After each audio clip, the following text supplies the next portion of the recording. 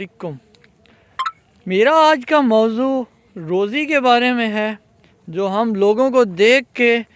بڑا رشک کرتے ہیں کہ یہ اتنا بندہ امیر ہے، اس کے پاس اتنی گاڑیاں، اتنے گھر ہیں، اتنی کوٹھیاں ہیں،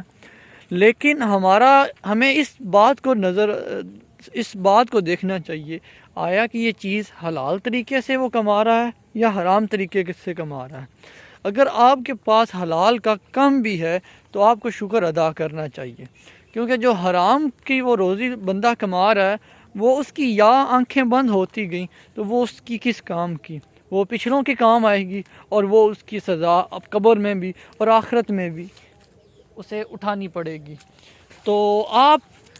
بالکل بھی روزی کی فکر نہ کریں، کیونکہ روزی کا وعدہ اللہ نے کیا ہے، اور وہ آپ کو حلال طریقے سے بھی ملے گی، حرام طریقے سے بھی ملے گی۔ لیکن یہ ہمارا کام، ہم لوگ بے صبر ہو کے ہم کہتے ہیں کہ یہ ایلیگل کام ہے، یہ کر لو، وہ کر لو، اس پہ یہ کام کرنے کی بجائے ہم اللہ پہ اعتماد کر کے اس کی خوشنودی سے، اور وہ ہمیں ایسے ایسے وسیلوں سے، ایسے ایسے طریقوں سے اپنا مال، اپنا رزق دے گا کہ ہم سوچ بھی نہیں سکتے، اور اس سے ہماری برکت بھی ہوگی، اولاد میں بھی، مال میں بھی، اور خوشی والا بھی ہوگا۔ لوگ مال تو کما لیتی ہیں، لیکن ان کے گھر سے خوشی،